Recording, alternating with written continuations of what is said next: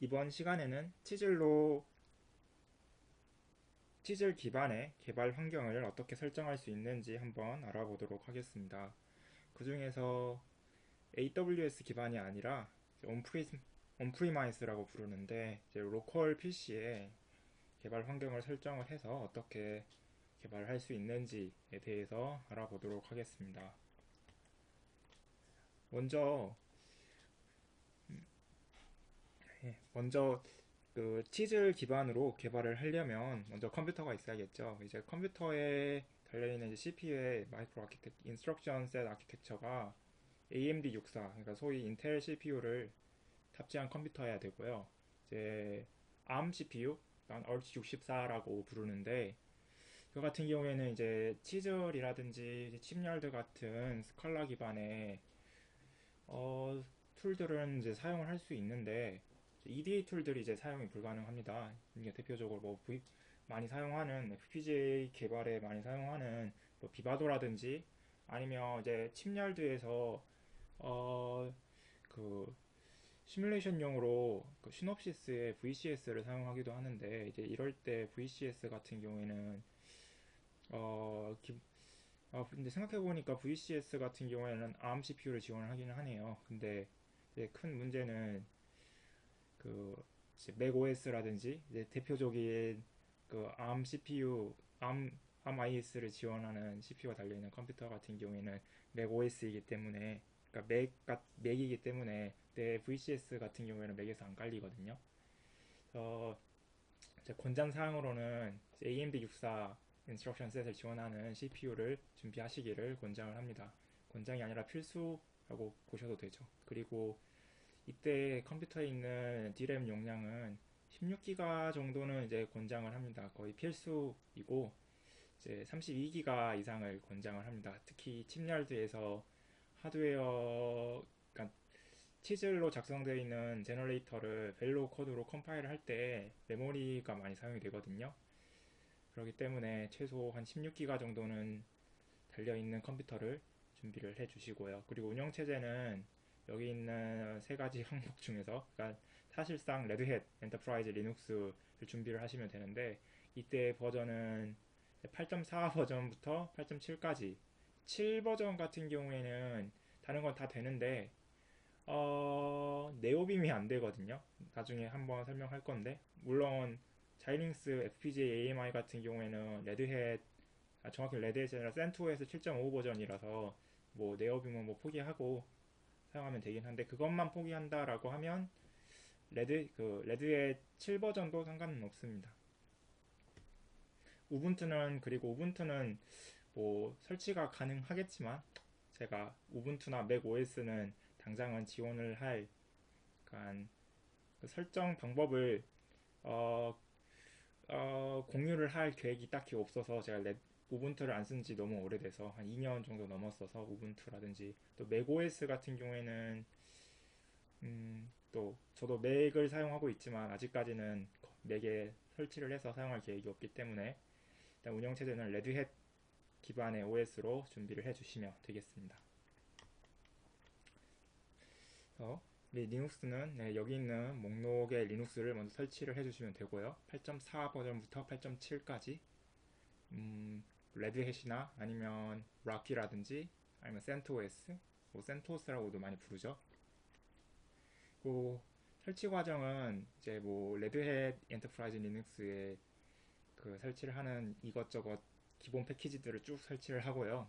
그리고 뭐 필요하다면 SSH를 설치를 해서 오픈을 하든지 아니면 그 GUI를 많이 사용을 해서 예를 들면 뭐 비바도 툴에서 뭐 티클 베이스로 해도 되긴 하겠지만 IP 인테그레이션이나 아니면 그, 그, 그 RTL을 일라보레이션 해서 그거에 대한 다이어그램을 간단하게 보고 싶다라고 하면 GUI를 사용을 해야 되거든요.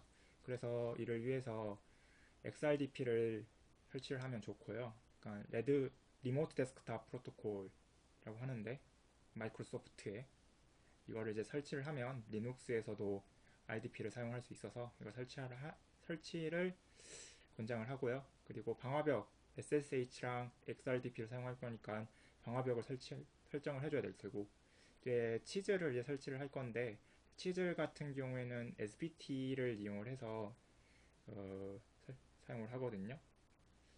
패키지 매니저라고 해야 되나? 빌딩 패키지 매니저는 빌딩 툴이죠. SBT라는 빌딩 툴을 사용할 거고, 그 뭐라고 발음해야 될지 모르는데 컬시어 뭐 어쨌든 그런 툴로 패키지 매니징을 하고요.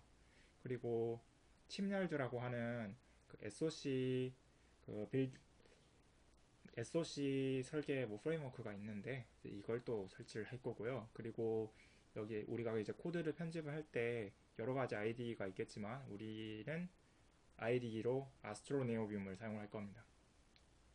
네. 다음으로 기본 패키지 설치인데 뭐 이 명령어를 터미널에 쳐서 이 많은 패키지들을 그냥 다 설치를 해주시면 됩니다. 설치를 해주시고 그리고 나서 뭐 만약에 원하신다면 SSH나 XRDP를 셋업을 해주시고 그리고 이거 다 설치를 했으면 이제 치즐 스탠드얼론 환경이라고 칩열드 같은 경우에는 SOC 이제 설계 개발용 프레임워크인데 이거 없이 단순 IP 개발을 할 때는 그냥 치즐 스탠드얼론으로 개발을 해도 무방을 합니다. 나중에 인테그레이션을 하면 되기 때문에 칩열드를 활용을 해서요. 그래서 이 환경을 어떻게 설정을 하는지 한번 알아보면 먼저 이제 뭐라고 발음해야 될진 잘 모르겠는데 컬시요? 뭐 anyway 그래서 이 툴 같은 경우는 이제 스칼라용 애플리케이션 및 아티팩트 매니저라고 부르는데 이제 이 툴을 활용을 해서 뭐 SBT라든지 이것저것 스칼라와 관련된 툴들에 대한 뭐 패키지 매니징 같은 걸 할 수 있는 것 같더라고요.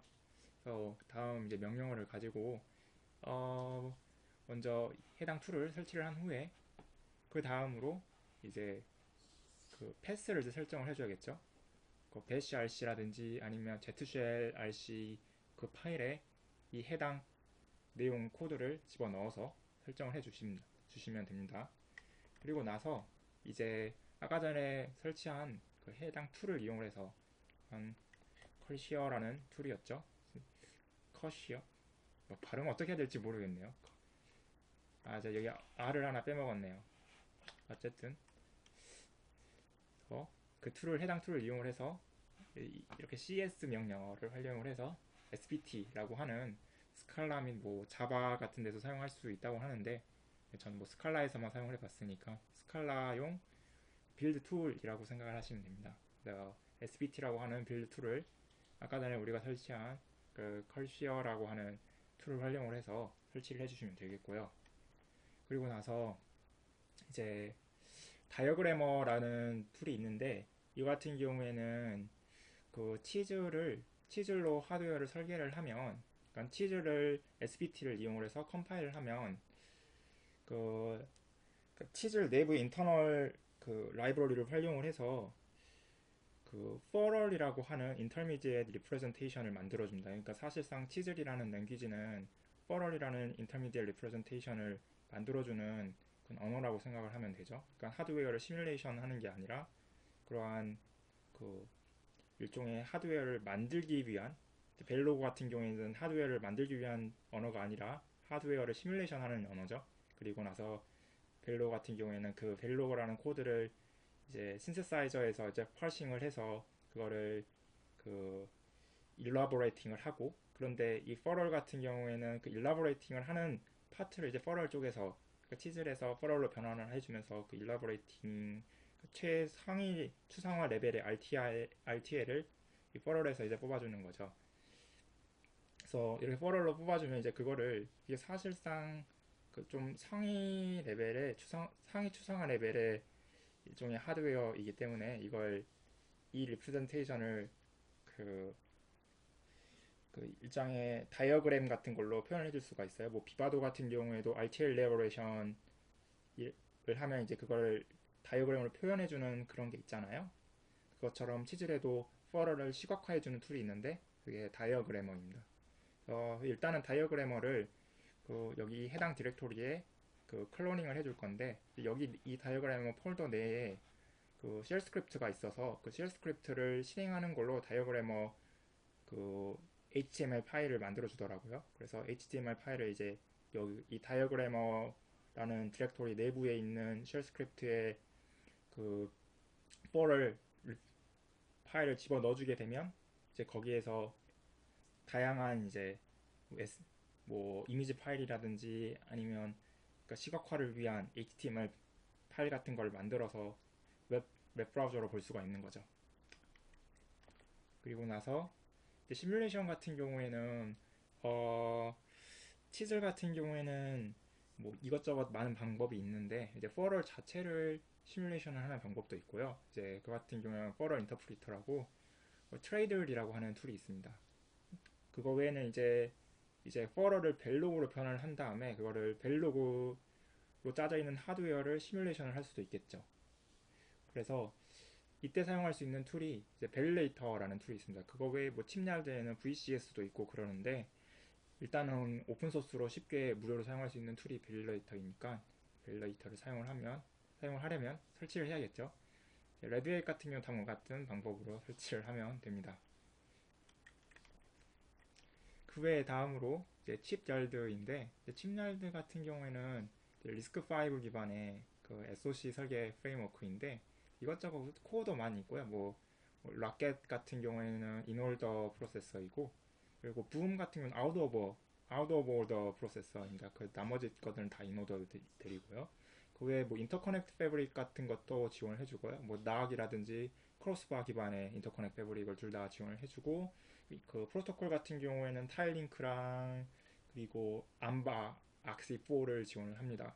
그리고 여기에 제가 적어놓진 않았는데 그 우리가 SOC를 멀티코어로 설계를 하면 뭐 캐시라든지 L1, L2 캐시 그러니까 캐시라든지 아니면 뭐 MMU 같은 것들도 다 그 사용을 그 설, 그 사용을 해야 되는데 이런 것들 다 오픈 소스로 제공을 해줘서 그 NAC 인터커넥으로 캐시 코이런트한 NAC 인터커넥으로 그 연결을 해서 멀티코어 SOC 같은 것도 멀티코어 프로세서 같은 것도 설계를 할 수가 있는 거죠.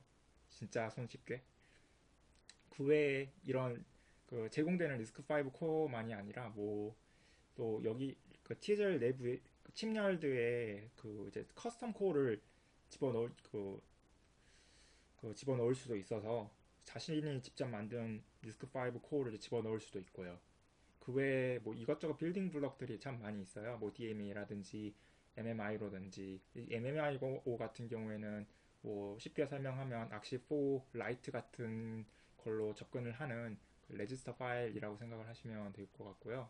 그리고 ROCC, 그 락이라고 해야 되나요? ROCC라는 게 있는데 이 같은 경우에는 그 이제 DMA 같은 경우에는 메모리 맵드 IO나 뭐 다름없죠. 이제 근데 이제 이제 그 엑셀레이터가 마스터인 그런데 그 락 같은 경우에는 그 캐시를 공유하는 엑셀레이터라고 보시면 되는데 그, 그 일종의 리스크 5의 그 인스트럭션 셋 확장을 활용을 해서 그러니까 리스크 5에서 인스트럭션을 실행을 하고 일종의 코 프로세서처럼 그 하드웨어 엑셀레이터를 만들 수 있더라고요. 그래서 한 크게 보면 두 가지 정도 MMIO 혹은 ROCC 기반의 엑셀레이터 인터페이스를 지원을 하고요.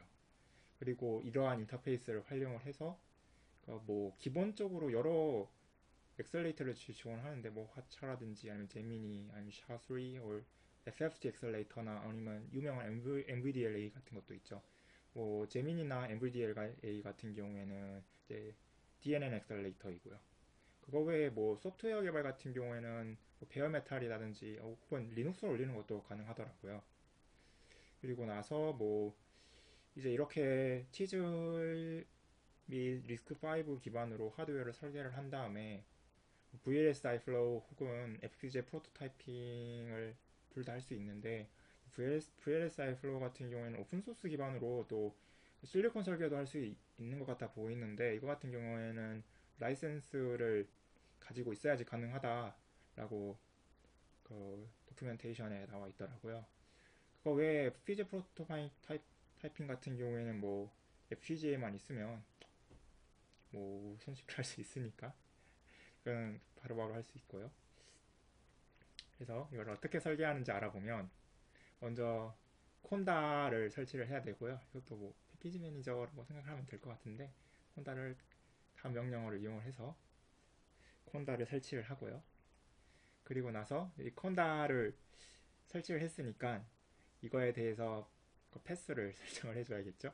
그래서 이거를 뭐 배시 RC든 제트쉘 RC든 저희가 원하는 그 쉘에다가 저희가 사용하고 싶은 쉘에 설정을 해주고요.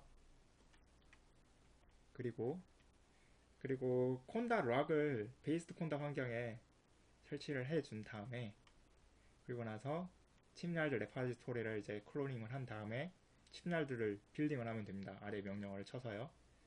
근데 이때 좀 유의해야 할 점이 칩날드를 빌딩을 할 때 한 1시간 정도 아무것도 GUI에 안 뜨고 디스플레이에 안 뜨고 빌딩이 되더라고요. 그래서 조금 당황스러울 수도 있을 것 같아요. 아무것도 이루어지지 않는 것처럼 보이거든요. GUI에서 아무것도 안 바뀌고 1시간 동안 멈춰 있는데 그러다가 한 40분에서 50분 정도 딱 지나면 이렇게 쭉 올라가기 시작하는데 그래서 안 된다고 생각하지 마시고 어, 충분히 기다리신 다음에 설정을 해주시면 될 것. 그 다음에 설치가 완벽하게 끝나는지를 확인해 주시면 될 것 같고요. 네. 그 다음으로는 이제 그러니까 스칼라 개발 시 사용하는 아이디하고 뭐 동일한 건데 이것저것 아이디들을 많이 쓸 수 있어요. 뭐 인텔리제이 이제 이거 같은 경우는 스칼라를 이제 기본적으로 지원하는 아이디죠. 그리고 뭐 VS 코드 뭐 유명한데 이것 같은 경우에도 메타를 설치를 하면 손쉽게 그 스칼라 개발에 활용을 할 수 있고요. 근데 우리는 뭐 VI를 사용할 거예요. 그 중에서 정확히는 이제 네오빔에 아스트로 네오빔을 깔고 거기에 네오빔 메탈이라고 하는 확장을 설치를 해서 사용할 겁니다. 뭐 인텔리제이나 VS 코드는 설치하기 아주 간단하니까 이건 혹시 이 두 툴을 사용하고 싶으시면 그냥 직접 설치를 해보시면 될 것 같고 VI 같은 경우에는 조금 설치하는 게 복잡할 수도 있어서 혹시 VI를 선호하신다면 이 방법을 따라 해주시면 도움이 될 것 수월하지 않을까 생각이 듭니다. 먼저 VI도 뭐 많은 버전이 있는데 저는 이제 네오빔을 선호를 하거든요. 여러 확장도 많이 있고 기능도 많이 있어서 이러한 레드햇에 네오빔 설치를 하면 해당 명령어를 쳐주시면 되고요.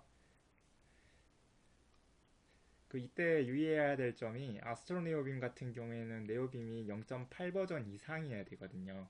그래서 뭐 근데 레드햇 세븐 같은 경우에는 0.2 버전까지만 아마 제가 깔리는 걸로 알고 있어요. 그래서 FPGA 자이링스의 AW FPGA AMI 같은 경우에는 CentOS 7.5 버전인데 뭐 이러한 아스트로 네오빔을 포기를 해야 되는 문제가 있긴 합니다.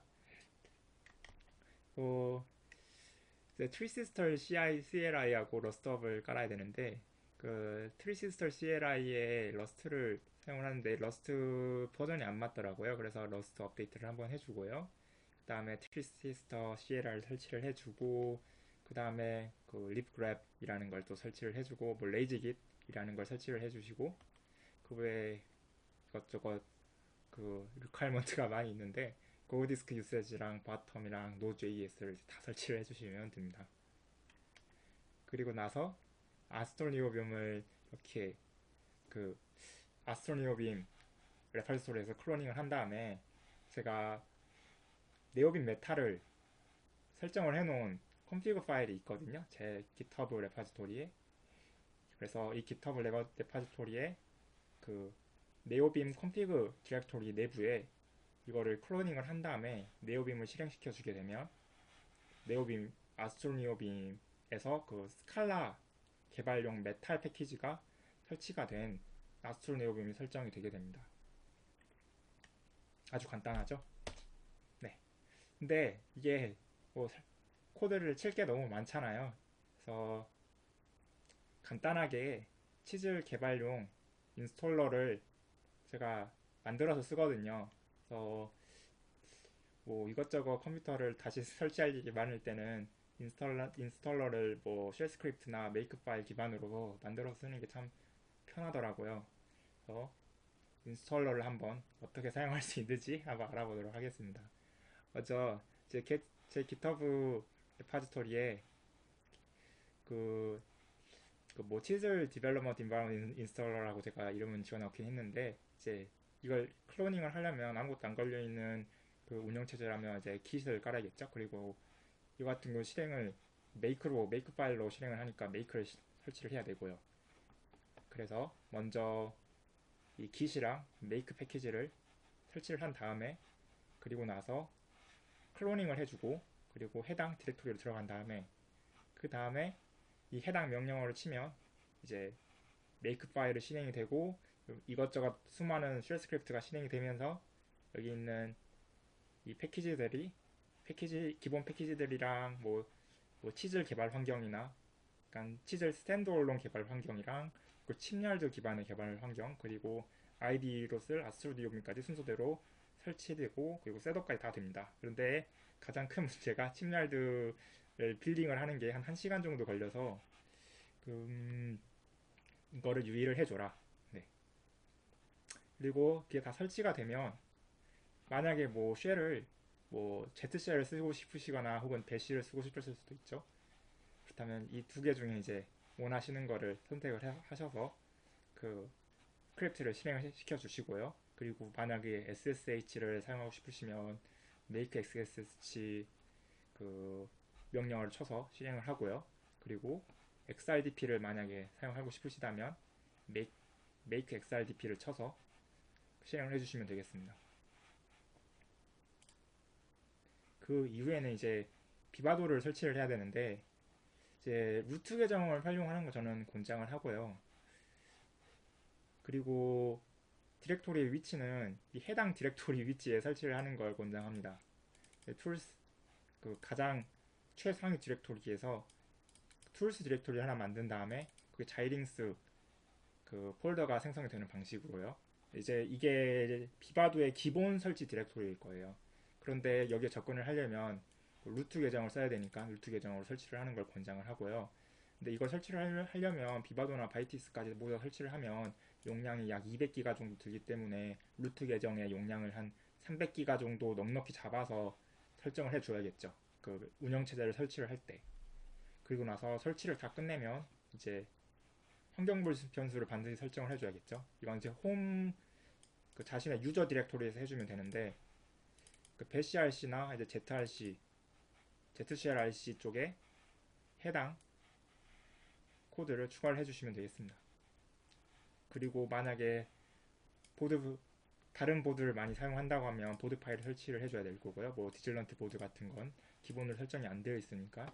그리고 만약에 또 USB 케이블로 연결을 해서 통신이라든지 혹은 그 볼드에 업로딩 같은 걸 한다면 드라이버를 리눅스 버전에서 무조건 깔아줘야 되고요. 네, 마지막 슬라이드네요. 이제 한번 개발 환경을 한번 테스트가 아니라 개발 환경을 설치를 해보도록 하겠습니다.